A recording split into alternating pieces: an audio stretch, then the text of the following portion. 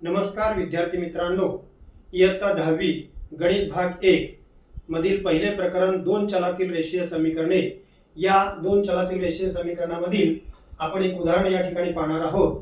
उदाहरण आहे x अधिक y बरोबर 3, दुसरं समीकरण आहे 3x वजा 2y वजा 4 बरोबर 0। ही एक सामायिक समीकरणे सोडवण्यासाठी d ची किंमत किती? आपला या दोन एक सामायिक आपल्याला दोन समीकरण दिलेले आहेत, त्या दोन समीकरणावरून आपला d ची किंमत काढायची आहे। d याचा अर्थ निश्चय, निश्चयकाची आपल्याला किंमत काढायची आहे।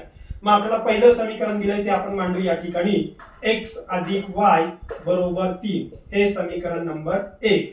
आता दुसऱ्या समीकरणामध्ये आपल्याला तिन्ही पद डावीकडे आहेत, म्हणून आपल्याला स्थिर पदाची बाजू बदलायची आहे। स्थिर पद आहे डाव्या बाजूला -4, त्याची बाजू बदलल्यानंतर ते विरुद्ध क्रिया होईल वजाचं अधिक, म्हणून दुसरं समीकरण आपल्याला मिळेल 3x वजा 2y बरोबर -4 त्या बाजूला गेले की +4 होईल, समीकरण नंबर 2। आता आपण ही दोन समीकरणावरून आपल्याला d ची किंमत काढायची आहे। d म्हणजे निश्चयकाची किंमत काढायची आहे। मग d ची किंमत काढण्यासाठी आपल्याला d बरोबर आपल्याला या ठिकाणी किमती मांडायच्या आहेत आणि d ची किंमत काढायची आहे। आता या ठिकाणी d ची किंमत काढण्यासाठी आपल्याला स्थिर पद जे आहे समीकरणामधलं 3 आणि 4 ती एक पद आपल्याला घ्यायची नाही। मग आपल्याला पहिल्यांदा पहिल्या समीकरणातील x चा सहगुणक किती आहे, तर तो 1 आहे, तो पहिल्यांदा मांडायचा आहे 1। आणि दुसऱ्या समीकरणातला x चा सहगुणक त्याच्या खाली मांडायचा आहे 3। त्याच्यानंतर y चा सहगुणक आहे पहिल्या समीकरणामध्ये 1 आणि दुसऱ्या समीकरणामध्ये y चा सहगुणक आहे -2, म्हणून तो त्या ठिकाणी मांडायचा आहे। लक्षात ठेवायचं विद्यार्थी मित्रांनो, ज्यावेळेस वजा चिन्ह असेल त्यावेळेस न चुकता आपण वजा चिन्ह मांडायचं आहे। काही विद्यार्थी वजा चिन्ह मांडत नाहीत, उदाहरण त्या ठिकाणी आपलं चुकतंय, लक्षात घ्यायचं।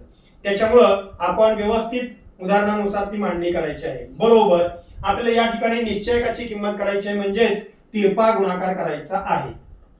तिरपा गुणाकार करायचा आहे। तिरपा गुणाकार करायचा आहे म्हणजे पहिल्या पदाला या तिरपा संख्येने गुणायचं आहे। कंसात 1 गुणिले -2 मध्ये वजा चिन्ह, दुसऱ्या कंसामध्ये 3 गुणिले 1।